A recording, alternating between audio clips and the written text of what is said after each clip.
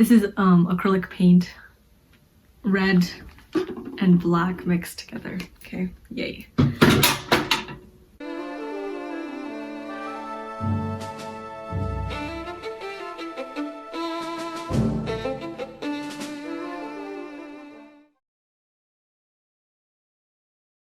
William Golding's Lord of the Flies addresses the dark side of human nature through the character of me, Jack Merridew, who personifies the subject of evil.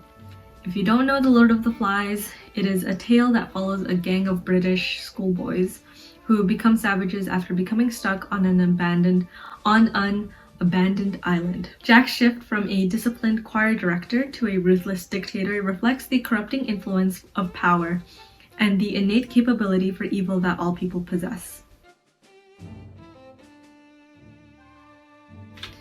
At the outset of the novel, Jack is introduced as a charismatic and disciplined leader, heading the choir with a sense of authority. However, as the boy's time on the island progresses, his true nature is revealed. Jack's desire for power and domination fuels his spiral into barbarism, destroying his humanity and blurring the border between civilization and anarchy.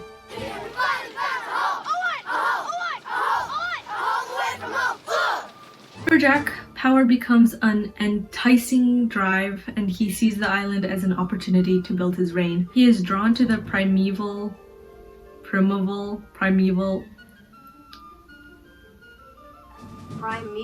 Okay. Initially, Jack follows the rules and maintains order, but as the island frees him from society's limitations, he is drawn to the primeval instincts that lay within him. His desire for power progressively overcomes him, causing him to reject logic and morality.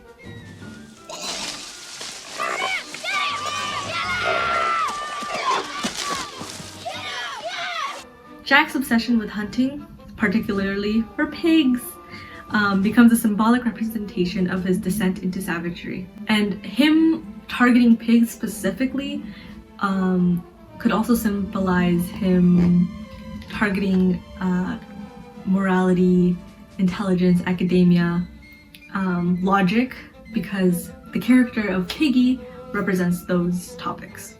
The hunt represents his growing appetite for violence and the thrill of domination.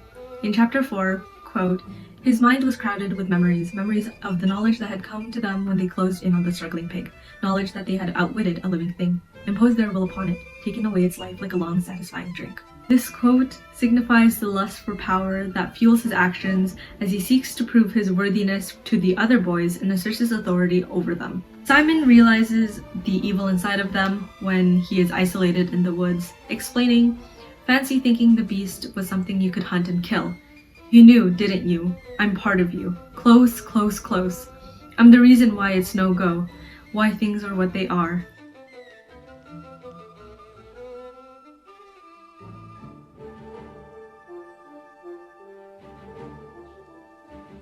Jack's transformation into a savage is marked by his abandonment of societal norms and the adoption of a tribal-like existence. He sheds his clothes, paints his face, and embraces the primal instincts that civilization had previously suppressed. The mask of paint becomes a symbol of his liberation from the constraints of morality, allowing him to unleash his darkest impulses without inhibition. In the novel, Jack paints his face with charcoal and clay, but in the 1990 movie, Jack puts the pig's blood onto his face. I personally prefer the blood as paint rather than clay because it shows more evidently how he's completely abandoned his morals and humanity that would lead him to full barbarity. And that's why I have blood on my face. He uses the little ones in his choir to bully Piggy, giving them a false sense of power, but still belittles and abuses his own group. By creating an atmosphere of uncertainty and terror, he gains a following of loyal followers who are willing to commit unspeakable acts under his command. Jack's manipulation demonstrates the persuasive nature of evil and its ability to corrupt even the most innocent individuals. As Jack's influence grows, the moral fabric of the boys' society disintegrates. He disregards the rules, shows no remorse for his violent actions, and revels in chaos.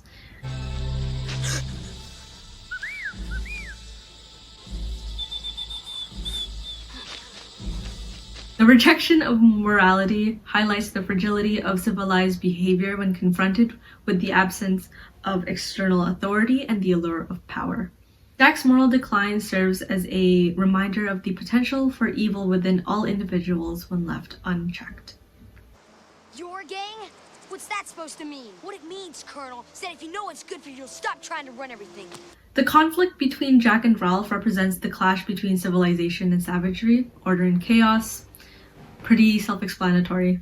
Ralph, who represents reason and democracy, struggles to maintain a semblance of order and morality. In contrast, Jack embodies the destructive force of evil, exploiting fear and violence to gain control. Their conflict symbolizes the battle between good and evil within human nature and the fragile nature of societal structures. Ultimately, Jack's character in Lord of the Flies serves as a compelling exploration of the theme of evil. Through his obsession with power, manipulation, and the descent into savagery, Jack becomes a symbol of the destructive force of evil, serving as a cautionary tale about the potential consequences of unrestrained human nature.